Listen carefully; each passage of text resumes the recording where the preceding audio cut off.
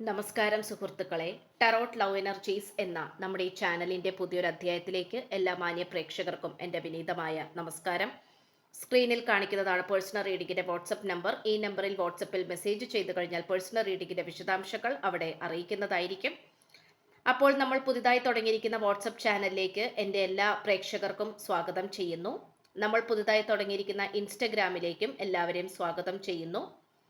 രണ്ടിൻ്റെയും link description ബോക്സിൽ കൊടുത്തിട്ടുണ്ട്. കൂടുതൽ വിശദാംശങ്ങൾ ഡിസ്ക്രിപ്ഷനിൽ വായിച്ചു നോക്കുക. അപ്പോൾ ഇന്നത്തെ ഒരു തലക്കെട്ടെന്ന് പറയുന്നത് തീർച്ചയായിട്ടും ഈ വ്യക്തിയുടെ കറണ്ട് ഫീലിങ്സ് ആണ് നമ്മൾ ഇന്ന് നോക്കാനായിട്ട് പോകുന്നത്. ഈ വ്യക്തി നിങ്ങളെക്കുറിച്ച് ഇപ്പോൾ എന്തൊക്കെയാണ് ചിന്തിക്കുന്നത്, എന്തൊക്കെ അവസ്ഥയിലൂടെയാണ് ഈ വ്യക്തി കടന്നു പോയിക്കൊണ്ടിരിക്കുന്നത്, ഈ വ്യക്തിയുടെ മനോഭാവം, ഈ വ്യക്തിയായിട്ടുള്ള ഭാവി എങ്ങനെയാണ്, അങ്ങനെ പരിപൂർണമായിട്ടുള്ള എനർജികളാണ് നമ്മൾ ഇന്ന് നോക്കാനായിട്ട് പോകുന്നത്. നമുക്കിവിടെ ലഭിച്ചിട്ടുള്ളത് കേവലം വളരെയധികം ഒരു മാനസാന്തരപ്പെട്ടിരിക്കുന്ന ഒരവസ്ഥയിലായിട്ടാണ് കാണിക്കുന്നത്. അതായത് ഈ വ്യക്തിയുടെ മനോഭാവമായിക്കോട്ടെ, മനസ്സിലുള്ള കാര്യങ്ങളായിക്കോട്ടെ, നിങ്ങളെക്കുറിച്ചുള്ള കറണ്ട് ഫീലിങ്സ് ആയിക്കോട്ടെ, വളരെയധികം മാനസാന്തരം വന്നിട്ട് ഒരുപാട് മാറ്റങ്ങൾ ഈ വ്യക്തിക്ക് വന്നതായിട്ടാണ് കാണുവാൻ സാധിക്കുന്നത്. നിങ്ങളുമായിട്ട് നേരിട്ട് സംസാരിക്കാൻ ഈ വ്യക്തി വളരെയധികം താല്പര്യപ്പെടുന്നു. മനസ്സ് അതിനുവേണ്ടി തന്നെ വെമ്പൽ കൊണ്ട് നിൽക്കുകയാണ്. നിങ്ങളുമായിട്ട് ഏതെങ്കിലും ഒരു സാഹചര്യത്തിൽ വീണ്ടും കണ്ടുമുട്ടാൻ ഇടയായാൽ എന്നുവരെ ഈ വ്യക്തി പ്രാർത്ഥിച്ചു പോകുന്നു. അതുമാത്രമല്ല, പുതിയ ശീലങ്ങളെല്ലാം തന്നെ ഈ വ്യക്തിക്ക് തുടങ്ങിയതായിട്ട് കാണിക്കുന്നുണ്ട്. അതായത് ഒന്നിനോടും താല്പര്യമില്ലാതിരുന്ന ഒരു പേഴ്സണാണ് ഈ വ്യക്തിയെങ്കിൽ തീർച്ചയായിട്ടും ഈ വ്യക്തി പുതിയ ശീലങ്ങൾ തുടങ്ങുന്നതായിട്ടും പുതിയ ഒരു ഊർജത്തിലേക്ക് കാലെടുത്ത് വെക്കുന്നതായിട്ടും നമുക്കിവിടെ കാണാം. അത് കേവലം ഒരു യാത്രയായിരിക്കാം, അല്ലെങ്കിൽ മറ്റെന്തിനോ വേണ്ടിയിട്ടുള്ള ഒരു തിരച്ചിലായിരിക്കാം, അല്ലെങ്കിൽ മറ്റേതെങ്കിലും സ്ഥലത്തേക്കുള്ള ഒരു ദൂരയാത്രയും ആയിരിക്കാം, അല്ലെങ്കിൽ എന്തെങ്കിലും പുതിയ കാര്യത്തിലേക്ക് പ്രവേശിക്കുന്നതുമായിരിക്കാം. അങ്ങനെ പുതിയൊരു എനർജിയും പുതിയ ഒരു ചുറ്റുപാടും നമുക്കിവിടെ കാണാൻ കഴിയുന്നു. ഇവിടെ വളരെയധികം ഈ വ്യക്തി പ്രാർത്ഥന അങ്ങേയറ്റം കൂട്ടിപ്പിടിച്ചതായിട്ട് നമുക്കിവിടെ കാണാം. പ്രാർത്ഥനയിലൂടെയാണ് ഈ വ്യക്തി ഒരു പുതിയ മനുഷ്യനിലേക്ക് എത്തിച്ചേരാൻ ആഗ്രഹിക്കുന്നത്. ഈ വ്യക്തി തികച്ചും വളരെയധികം പോസിറ്റീവായിട്ടുള്ള ഒരു ചിന്താഗതികളിലേക്ക് വന്നുകൊണ്ടിരിക്കുകയാണ്. ഈ പോസിറ്റീവിന്റെ പിന്നിലുള്ള മാറ്റം എന്ന് പറയുന്നത് ഈ വ്യക്തിയുടെ ജീവിതത്തിൽ വന്നിട്ടുള്ള ഓരോ ഗുണപാഠങ്ങൾ തന്നെയാണ്. ആ പാഠങ്ങളുടെ പൊരുൾ മനസ്സിലാക്കാതെ വീണ്ടും വീണ്ടും തെറ്റുകളിലേക്ക് പോയിക്കൊണ്ടിരുന്ന ഒരു കാലഘട്ടം ഈ വ്യക്തിക്കുണ്ടായിരുന്നു.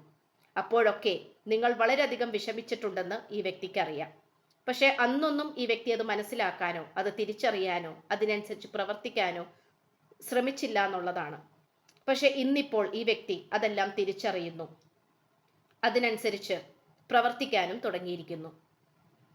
ഈ വ്യക്തിക്ക് ലഭിച്ചിട്ടുള്ള ഗുണപാഠങ്ങൾ എന്തൊക്കെയാണെന്ന് പറഞ്ഞാൽ, ഒരിക്കലും അത്യാർത്തി പാടില്ല എന്നുള്ളതാണ്. എപ്പോഴും ആത്മാർത്ഥ സ്നേഹം തന്നെയാണ് വിജയിക്കുക എന്നുള്ള സത്യം. അതുപോലെ നിങ്ങളുടെ സ്നേഹമായിരുന്നു ഏറ്റവും വലുത്. തേർഡ് പാർട്ടി പറയുന്നത് യാതൊരു കാരണവശാലും വിശ്വസിക്കാൻ പാടില്ലായിരുന്നു. ചതിക്കുഴികൾ ഏത് വഴിയിലൂടെ വേണമെങ്കിലും വരാം, പക്ഷെ അതിലേക്കൊന്നും വീണു പോകരുത്. അങ്ങനെ പല പല പാഠങ്ങൾ ഇവിടെ നമുക്കിവിടെ കാണാൻ സാധിക്കുന്നത്. നിങ്ങളിൽ വന്നിരിക്കുന്ന മാറ്റത്തെ വളരെയധികം കൗതുകത്തോടെയാണ് ഈ വ്യക്തി നോക്കിക്കാണുന്നത്. നിങ്ങളിപ്പോൾ എവിടെയായിരിക്കും, എന്ത് ചെയ്യുകയായിരിക്കും, ഏത് സാഹചര്യത്തിലായിരിക്കും എന്നൊക്കെ ഈ പേഴ്സൺ ചിന്തിക്കുന്നുണ്ട്. അതുമാത്രമല്ല, അനാവശ്യമായിട്ടുള്ള വ്യക്തികൾ ഈ വ്യക്തിയുടെ ജീവിതത്തിൽ നിന്നും മാഞ്ഞുപോയി അല്ലെങ്കിൽ ഒഴിഞ്ഞുപോയി എന്ന് വേണമെങ്കിൽ പറയാം. അതൊരു പക്ഷേ വളരെയധികം ടോക്സിക് ആയിട്ടുള്ള വ്യക്തികളായിരിക്കാം, കൂട്ടുകെട്ടുകളായിരിക്കാം, ബന്ധുമിത്രാദികളായിരിക്കാം. അവയിൽ നിന്നും എല്ലാവരും അല്ലെങ്കിൽ അത്തരം വ്യക്തികളിൽ നിന്നും നല്ല രീതിയിലുള്ള തിരിച്ചടികൾ ഈ വ്യക്തിക്ക് ലഭിച്ചിട്ടുള്ളതായി നമുക്കിവിടെ കാണാൻ സാധിക്കുന്നു. ഇനി നിങ്ങളിലേക്കുള്ള വരവാണ് നമുക്കിവിടെ തികച്ചും കാണാൻ സാധിക്കുന്നത്. പക്ഷെ മനസ്സ് വളരെയധികം വേദനിക്കുന്നതായിട്ട് അല്ലെങ്കിൽ ദുഃഖിക്കുന്നതായിട്ട് നമുക്കിവിടെ കാണാം. അതുകൊണ്ട് തന്നെ വളരെ പെട്ടെന്ന് തന്നെ നിങ്ങൾക്ക് മുന്നിൽ പ്രത്യക്ഷപ്പെടാൻ ഈ വ്യക്തി ഭയക്കുന്നുണ്ട് എന്നുള്ളതാണ് നമുക്കിവിടെ എടുത്തു പറയാൻ സാധിക്കുന്നത്. ഇവിടെ വളരെയധികം ആത്മീയപരമായിട്ടുള്ള ആ ഒരു മണ്ഡലം അല്ലെങ്കിൽ ആത്മീയപരമായിട്ടുള്ള ചിന്തകൾ, അതിൻ്റെ തിരിച്ചറിവുകൾ ഈ വ്യക്തിക്ക് വളരെയധികം വന്നുകൊണ്ടിരിക്കുന്നതായിട്ട് കാണിക്കുന്നു. അതിലൂടെ ഒരുപാട് ജ്ഞാനവും അറിവുകളും പൊരുളുകളും ഈ വ്യക്തി മനസ്സിലാക്കുന്നു. ഇവിടെ തീർത്തും ഉടനെ തന്നെ ഈ വ്യക്തി ഒരു തീരുമാനം ഉണ്ടാക്കാൻ പോകുന്നതായിട്ട് നമുക്കിവിടെ കാണാം. അത് തികച്ചും നിങ്ങളുമായിട്ടുള്ള കാര്യത്തിൽ തന്നെയാണ് നമുക്കിവിടെ കാണാൻ സാധിക്കുന്നത്.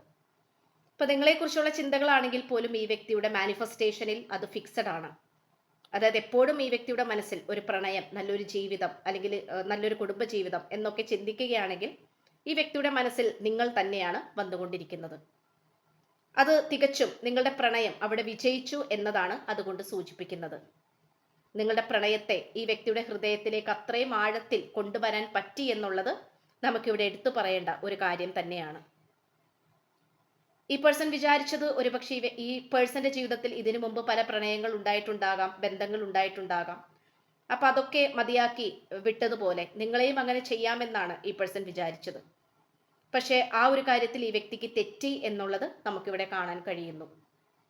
സാമ്പത്തികത്തോടു കൂടിയുള്ള അല്ലെങ്കിൽ സമ്പത്തോടു കൂടിയുള്ള അതിനോടുള്ള ഒരു ആസക്തി, അമിതമായിട്ടുള്ള ആഗ്രഹം, അത്യാർത്തി, ഇതൊക്കെ തന്നെയാണ് ഈ വ്യക്തിയുടെ ജീവിതത്തിൽ താളപ്പിഴകൾ സംഭവിക്കാനായിട്ട് വഴിയൊരുക്കിയത്.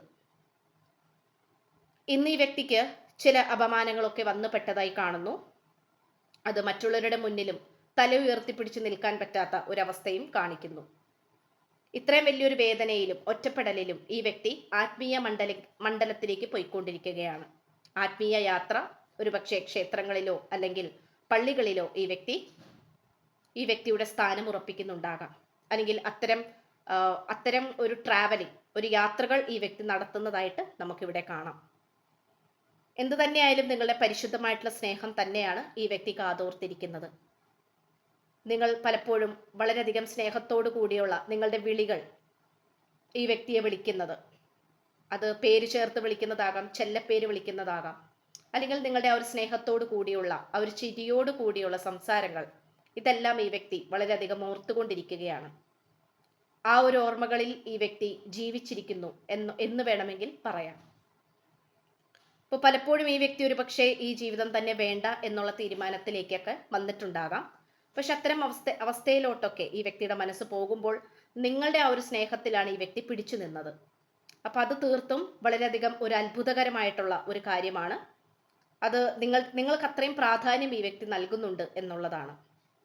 അപ്പൊ തീർത്തും നിങ്ങളുടെ ആ ഒരു സ്നേഹം വേണ്ട എന്ന് വെച്ചിട്ട് നടന്നു പോയ ആ ഒരു സാന്നിധ്യത്തിൽ അല്ലെങ്കിൽ ആ ഒരു സന്ദർഭത്തിൽ ഈ വ്യക്തിക്ക് ആദ്യമൊക്കെ വളരെയധികം സന്തോഷവും അല്ലെങ്കിൽ മറ്റുള്ളവർ ഈ വ്യക്തിയെ പ്രോത്സാഹിപ്പിക്കാനും ഒക്കെ വന്നിട്ടുണ്ടാകാം.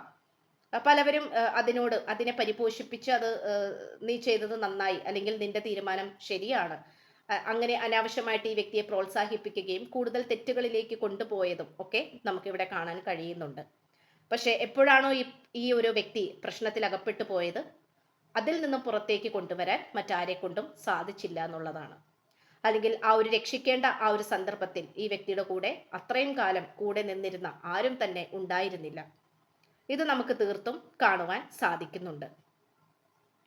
പക്ഷെ അന്നും ഇന്നും എന്നും ഒരേ മനോബലത്തോടു കൂടി അല്ലെങ്കിൽ ഒരേ മനഃശക്തിയോട് കൂടി മാനസികപരമായിട്ടുള്ള സ്നേഹത്തോടു കൂടി ഒരേ ഊർജത്തിൽ നിൽക്കുന്നത് നിങ്ങൾ തന്നെയാണ്. അത് ഈ വ്യക്തി തീർത്തും കണ്ടുകൊണ്ടിരിക്കുന്നുണ്ട്, അല്ലെങ്കിൽ നേരിട്ട് കണ്ടറിഞ്ഞ ഒരു വ്യക്തിയും കൂടിയാണ്. ഇന്നിപ്പോൾ നിങ്ങൾ യാതൊരു തരത്തിലുമുള്ള ഒരു പരിഗണനയും ഈ വ്യക്തിക്ക് കൊടുക്കുന്നില്ലായിരിക്കാം. ഒരു വിധത്തിലും താല്പര്യമില്ലാത്ത രീതിയിലായിരിക്കാം നിങ്ങൾ ഈ വ്യക്തിയോട് പെരുമാറുന്നത്.